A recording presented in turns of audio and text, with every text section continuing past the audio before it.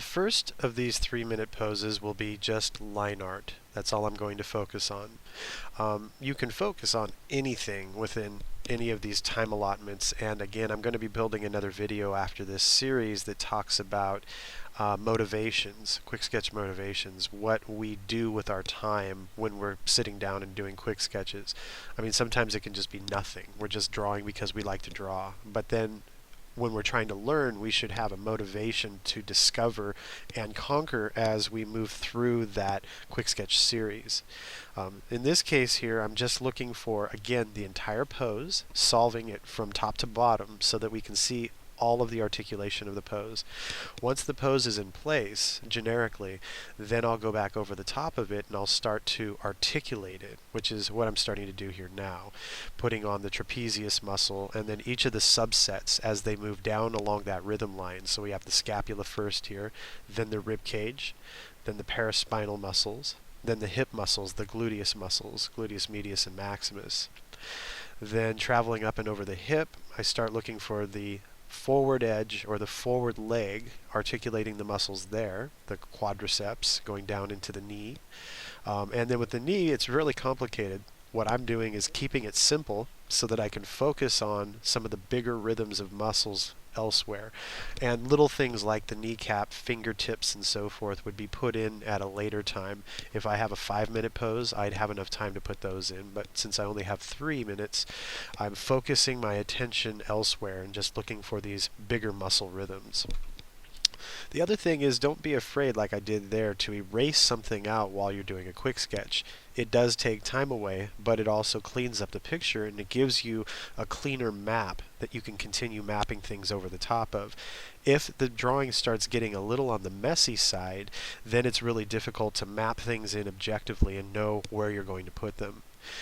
So in this particular 3, I'm looking for the rhythms of the muscles and how they link together, how they flow through the body from top to bottom, how they flow within each limb, and as well how they flow down through the back. And if I have any extra time left over, then I would start blocking in my shadow patterns. But in this instance, I'm not really looking for them. I'm taking my time and really trying to build out good muscle rhythms. And as you notice with the chest, I'm trying to get them all to relate to each other. Find the abstraction that ties each of the muscles together so it doesn't feel like I'm putting several different individual components into the picture. Rather, I'm trying to get them all to connect together and flow more harmoniously from top to bottom.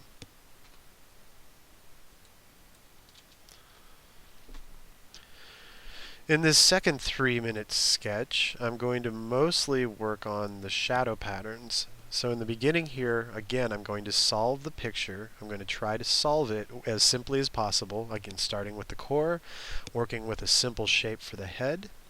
And you can see that because I have a little bit more time, I am concerned with the proper proportions of the torso, so I am taking my time to shave away and add to it however I need to. That way I'm not drawing into something that is grossly out of proportion from the original source reference. I looked for those arms as a rhythm set because they flow together through the body. They kind of make a diamond shape from one side to the other, so that makes it very convenient to tie them together. And then I'm looking for the rhythms of the rib cage and the pelvis. I've included those in the drawing.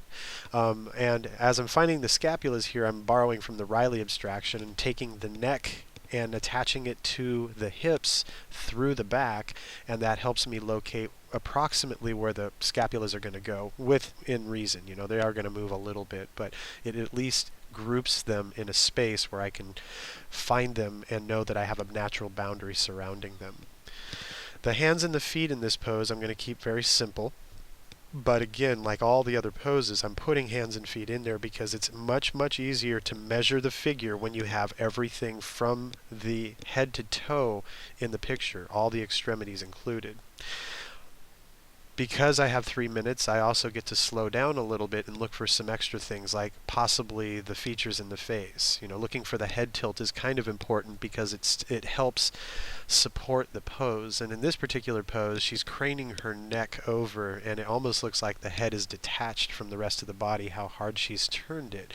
And that means that I'm going to be playing a little bit on the neck here. as I build this out so that the neck feels natural. One side is going to overlap the neck and the other side is going to be more column-like. Now putting in the muscle rhythms, I'm adding the counter lines, or the lines that go against the rhythms of the arm, the flexion line. And in this case I don't have the legs, so I don't have to worry about the rhythms there so much.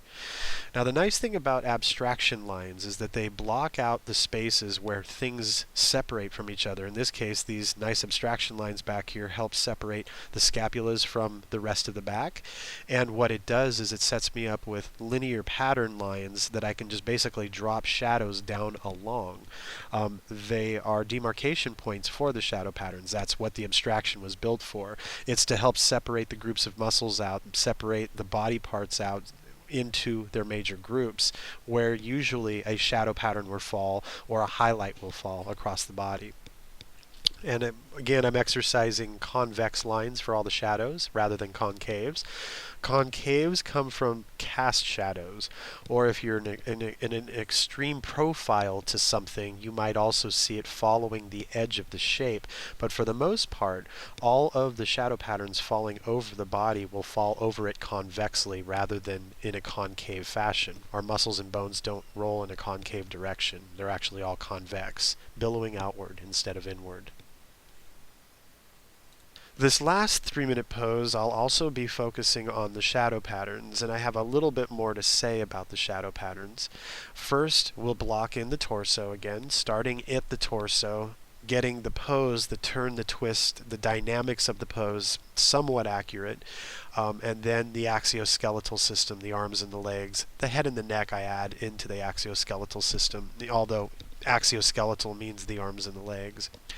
I haven't put the hands on yet because I'm still not satisfied with the size of the torso, and until I work that out, I don't want to resolve the limbs as of yet.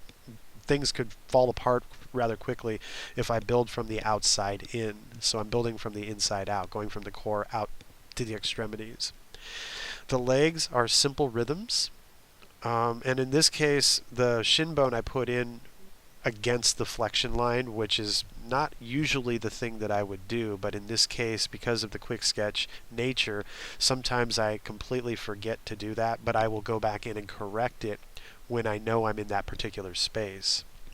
Now with these 3-minute poses, I get a little more time on the back end to think about how I'm going to block out the shadow patterns, how firm or how soft they are going to be, and I can also judge their proportions and scale with a little more clarity because of that extra minute or so. And it doesn't feel sometimes like a 3-minute or a 2-minute pose might be all that different, but there is a radical difference between the two. One you feel uptight and the other one you feel a little more relaxed, if you feel comfortable doing all these drawings the way I've been doing them, and you put it to practice as often as you can. So with a little extra time, that means that I can work on the shadow patterns and getting their softness and their firmness correct. I mentioned this before, but all lines on the body, if they're form shadows, are convex, and anything that's a cast shadow could be convex. Sometimes it could be concave. So we do get a variety of concave and convex lines within the shadow pattern. However, the majority of them that roll over the form are convex because our bones and our muscles are convex by nature. Their muscles are flanks, and the bones sort of kind of have the same, especially at the subcutaneous point, they have the same kind of convex feeling because they're pushing outward through the skin. But the nice thing about how, again, with these 3-minute poses, I get a little more time to think about accuracy, so that makes the shadow patterns a little nicer looking or a little more believable, and it gives me more time to think about all the contours on the outside of the pillow shape, the axioskeletal lines, etc., making for a more accurate picture in 3 minutes.